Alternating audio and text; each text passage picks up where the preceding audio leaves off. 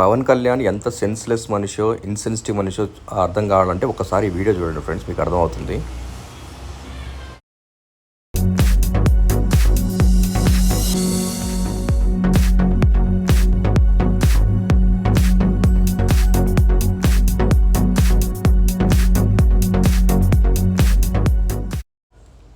ఇప్పుడు ఆ కత్తి కనుక ఆ సెక్యూరిటీ గార్డ్ ముక్కుకో మూతికో లేదా పొరపాటున గొంతుకో తగిలింటే ఏంటి పరిస్థితి?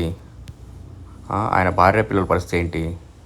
ఎలా ఎలా వాళ్ళు ఫీల్ అవుతారో కనీసం నీకు స్పృహ ఉంది పవన్ కళ్యాణ్ అసలుకి? నీకు నిజంగా కటానా తిప్పడం వస్తే ఒక ఓపెన్ ప్లేస్లో ఒక ఎంటీ రూమ్లో షూటింగ్ పెట్టుకొని నీ పర్ఫార్మెన్స్ చూపి అందరికీ. నిజంగా బాగుంటే అబ్బా భలే చేశాడు పవన్ కళ్యాణ్ అని అందరూ చప్పట్లు కొడతారు. ఇంకా ఎవరైనా ఇన్స్పైర్ అయితే మిమ్మల్ని చూసి నేర్చుకుంటారు కూడా కొంతమంది.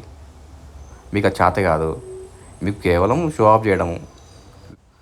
మళ్ళీ వర్షంలో తడుస్తూ వర్షం మనల్ని ఆపుద్దా అని ఓ పిచ్చి కూతులు పోయడము. వర్షం ఆపదా? అమరావతి ముంచలేమన్నా?